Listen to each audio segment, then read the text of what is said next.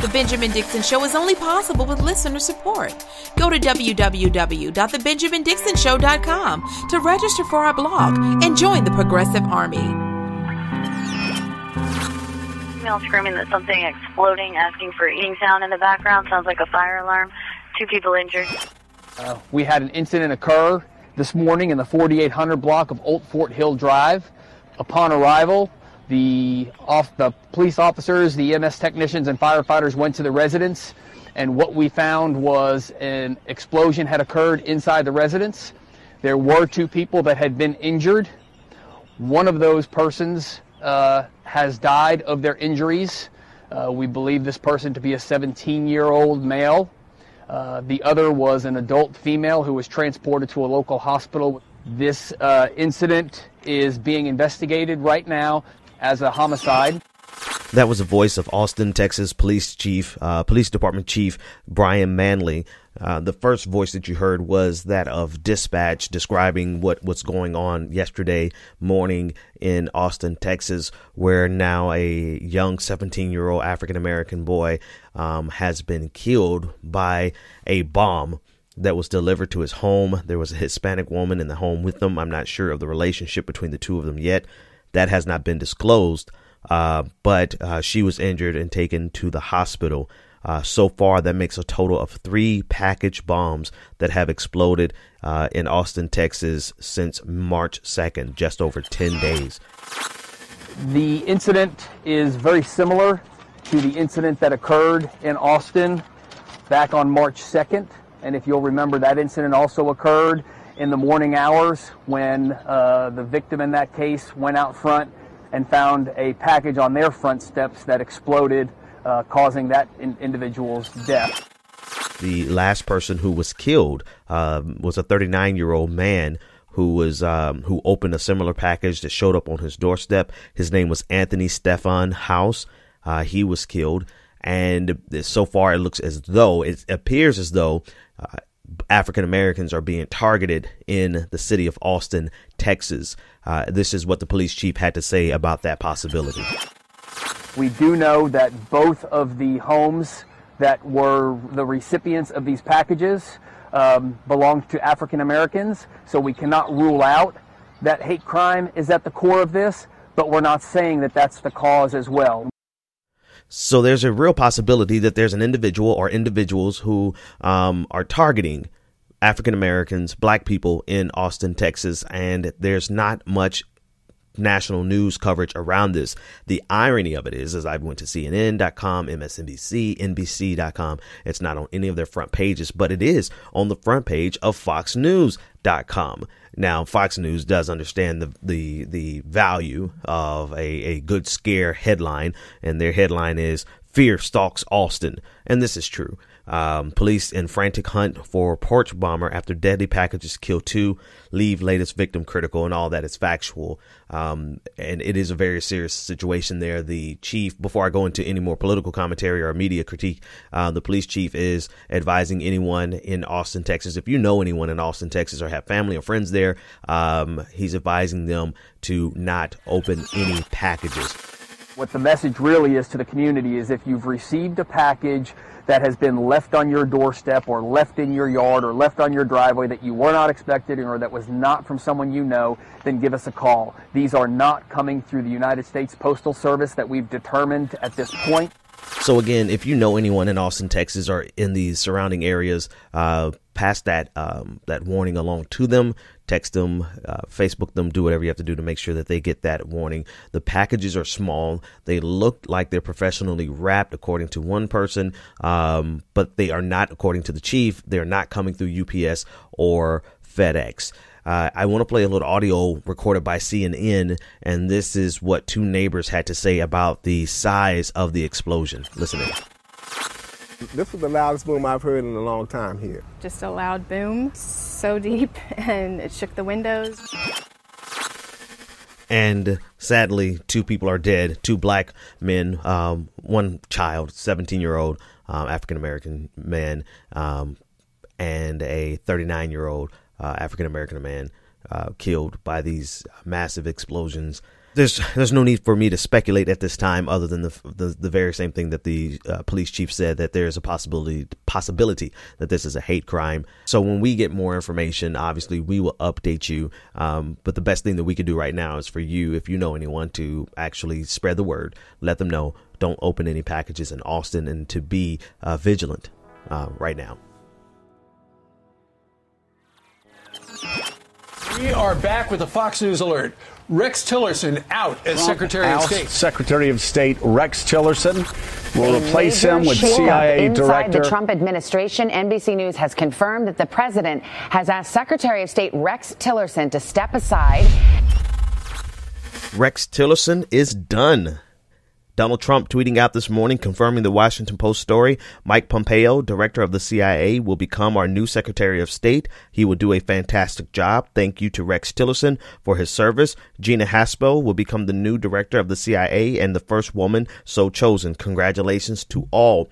Rex Tillerson is out, and according to the Washington Post article, it is centered around the fact that he has been sort of an outlier at the State Department and not really conforming to the president's agenda, if there is such an agenda. But particularly, the president is looking to go in a different direction, specifically with regard to North Korea. Now, there's no secret that the president made the decision to meet with North Korea in isolation, completely separate from the State Department, particularly former now Secretary of State Rex Tillerson. And I've got the sneaky suspicion that Tillerson is actually glad about this decision. It seemed as though, particularly with North Korea, whenever he was signaling one thing or trying to make progress in one area, the president took the exact opposite position. Go back about 5 months ago, listen to this report where Rex Tillerson was trying to keep an open lines of communications with North Korea, and the president told Rex Tillerson at the time, he told him that the talks were a waste of time. Now, we all know that that has subsequently flipped. But let's go back to October 1st, 2017. This is what Donald Trump told Rex Tillerson. On Twitter, he let the world know. He said, quote, "I told Rex Tillerson, our wonderful Secretary of State, that he is wasting his time trying to negotiate with Little Rocket Man." He went on to say, quote, "Save your energy, Rex. We'll do what has to be done." Now, that's the president in October. Since then, a lot has changed. President Moon of South Korea has made diplomatic progress and opened up the lines of communication between President Trump and North Korean President Kim Jong-un. But he did it without, or at least President Trump's end, he did it without consulting with Rex Tillerson. And almost the same day, I believe maybe there was 24 hours difference between when Rex Tillerson let the world know that talks with North Korea were a long ways away. Now, somebody tell me, why would Rex Tillerson think that talks were a long way away? Of course, because the president of the United States publicly embarrassed him in front of the entire world and said, forget about talks with Little Rocket Man in October. So here's Rex Tillerson doing and operating at the pleasure of the president of the United States, doing essentially what the president wants while simultaneously trying to do his job. And then the president flips on him back in October. And now the president flips again on him again with agreeing to speak with Kim Jong-un just a day after he said, Rex Tillerson said that talks were a long way away. And now the president's saying, you know what, Rex, you can't keep up. You can't keep up, Rex, so we just need to get rid of you. And now Rex Tillerson is gone. This is the president's chaos theory. He operates in complete chaos, and Republicans are championing this, and they think that this is a great thing. This is a real Trumpian thing to do, is what they're going to say. But Rex Tillerson had been making progress. He kept lines of communication open with North Korea, at least, back channel communications open with North Korea. So if anybody had the opportunity to lead the president in the right direction for these May talks that are right around the corner, it would have been Secretary of State Rex Tillerson, but now he's gone. The president wants to go in a new direction. I'm not sure this bodes well for the negotiations, right? CIA Director Mike Pompeo, we know enough about him, but how would he operate in this role? Is he just simply being put in this role to pacify the president's need to change, to fire someone?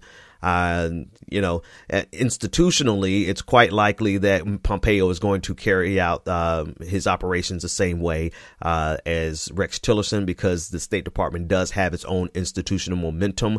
Whether or not he's going to bring something from the CIA over to the Secretary of State position, that remains to be seen. But what can he bring over in the next 2 months before this meeting with North Korea? That also remains to be seen. There are a lot of questions, more so than answers. But I want to read a little bit from the Washington Post piece that broke the news this morning. And it said, President Trump has ousted Secretary of State Rex Tillerson and replaced him with CIA Director Mike Pompeo, orchestrating a major change to his national security team amid delicate negotiations with North Korea, White House officials said Tuesday. Trump last Friday asked Tillerson to step aside, and the embattled top diplomat cut short his trip to Africa on Monday to return to Washington. Pompeo will replace him at State Department, and Gina Haspel, the deputy director of the CIA, will succeed him at the CIA, becoming the first woman. Not a lot more than what Donald Trump tweeted out this morning, with the exception of Rex Tillerson was abroad and had to cut his trip short because of the president. He was abroad, actually in Africa, trying to mend ties that were severed because of the president's shithole comment. So I like the next headline from the Washington Post because, again, I believe this to be true. I said it at the top. Tillerson is put out of his misery. Trying to keep up with the president of the United States, who has such a finicky and such a haphazard and just erratic policy agenda, if you can even call it that, has to be nerve-wracking and extremely frustrating. So, and this is not to champion Rex Tillerson by any means, but it is to say that institutionally, the president of the United States is causing so much havoc. I mean, look at the turnover rate. Just the sheer number of people who have left in the first year and a half.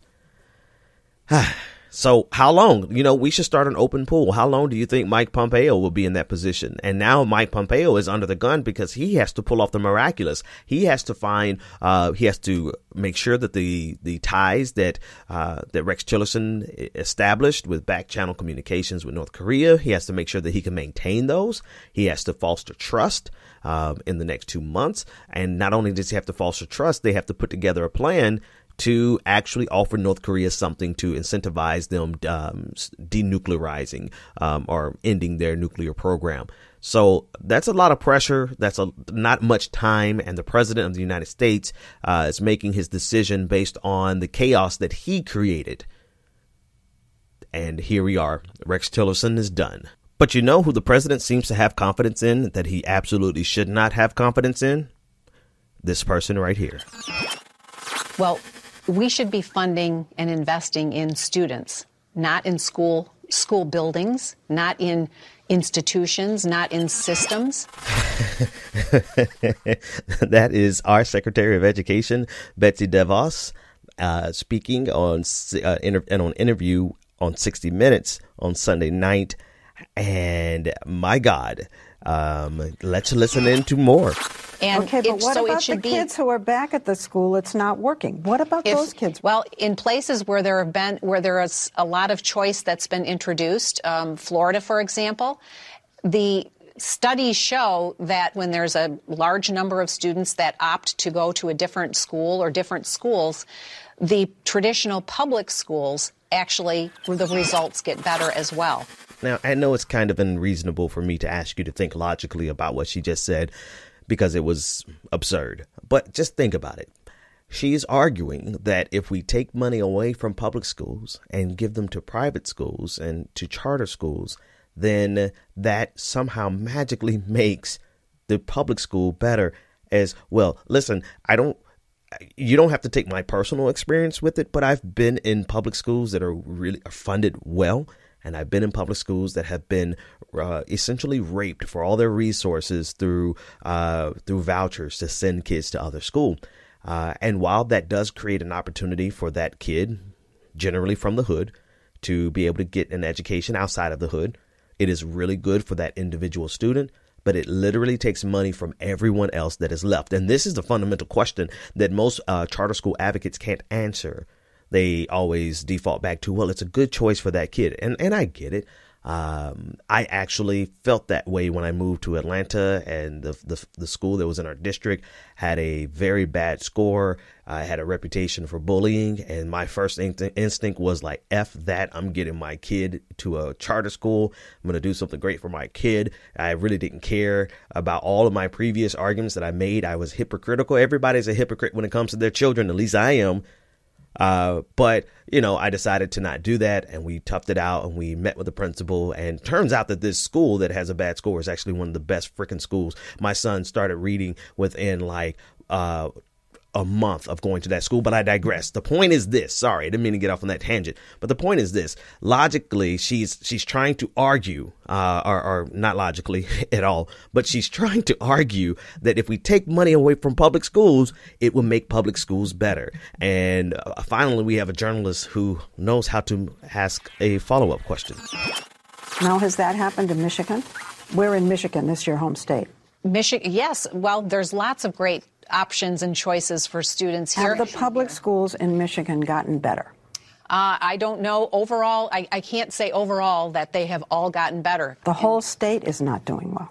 Well, there are certainly lots of pockets where the students are doing well. But your argument that if you take funds away, that the schools will get better is not working in Michigan, where you had a huge impact and influence over the direction of the school system here. I hesitate to talk about all schools in general because schools are made up of individual students attending them. The public schools here are doing worse than they did. Michigan schools need to do better. There is no doubt about it. Like, how does this person even have a job? How is she? How in the world is she the Secretary of Education and I'm recording a podcast from my home? There is an imbalance in the force. Like, the universe is skewed towards the mediocrity of white people. I love you, white people. I love you that support me. But come on, like, this woman absolutely needs to be flipping. She's not even as qualified as people flipping burgers at Burger King. Like, really. And the thing is, what's worse about it, it's one thing if you get a job and you're not qualified. It's another thing to be in that job for almost a year and a half and still be unqualified. Like, what is she doing from day to day? She's obviously not going to visit schools, at least not troubled schools. Listen in. Have you seen the really bad schools? Maybe try to figure out what they're doing? I have not intentionally visited schools that are underperforming. Maybe you should. Maybe I should. Yes. Seriously. She's one of the richest people in the country, and she's the Secretary of Education. And I mean, she is dumb as doornails. Like, she literally is the personification. She is the human embodiment of the very insulting stereotype of a dumb blonde. And I absolutely don't apologize for that, because she is a living embodiment of that.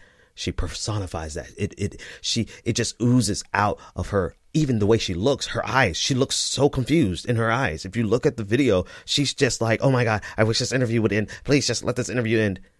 And she's a Secretary of Education. Holy hell. She is the fast track to Idiocracy, the movie. And yet she's still here. The White House did announce that they are shocked by her responses, but at the same time, she should have been gone then.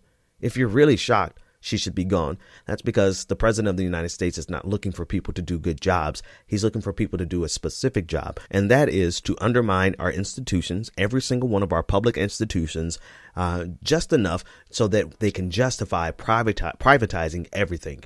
That is the liquid dreams of the Republican Party, and Donald Trump is quite fine putting in below mediocre, like not even average, below average. The person who, the jock at the back of the class is infinitely smarter than what we just saw with Betsy DeVos. I mean, it was bad. You have one job, and that is to be the Secretary of Education, and you don't even understand your job. And you're forwarding, you're not even smart enough to forward your insidious plans in a covert way. Right? You're really just putting your plans out there for everyone to see how stupid it really is. I mean, you've got to be a special level of dumb to not even realize I'm at a loss for words. I'm at a loss for words. I think I'm done talking. I mean, wow. Here we are. I wonder how long she'll be the Secretary of Education. If she makes 4 years, my God, imagine the damage that she would do to our schools across this country.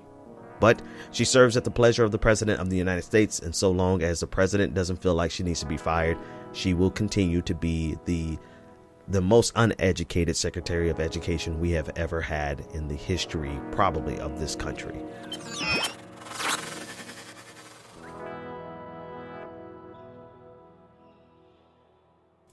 I want to do a wrap up of a few things that broke while I was recording the podcast. So it turns out Rex Tillerson found out about being fired from Donald Trump's tweet.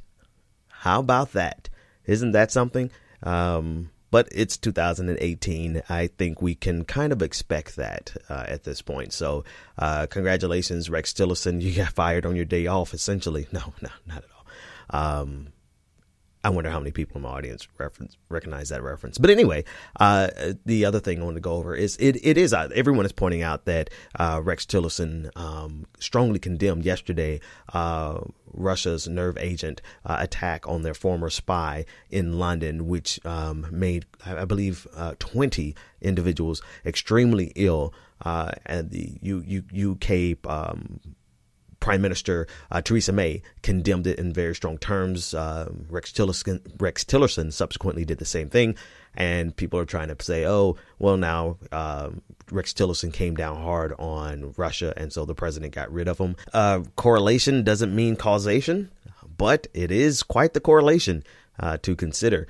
And then finally, some thoughts on yesterday's podcast. A lot of feedback with regard to the proposal to join up with alt-right members, et cetera, et cetera. We've gone over it in great detail. I'm not going to rehash it again because, like I said, I'm not talking about it. But I do want to put one fine point on it. The number one way people have been justifying it or explaining it away has been to explaining away the proposition to align with alt-right members is by them creating a straw man. And this is important enough for me to just give some closing thoughts on it, and we'll be done with it.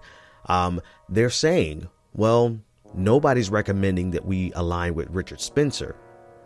We just want to align with Mike Cernovich. He's just your average clownish conservative. And that's particularly dangerous because what they're doing is saying, well, we're not trying to align with the devil. We're just trying to align with one of his demons, right? For lack of a better comparison right now.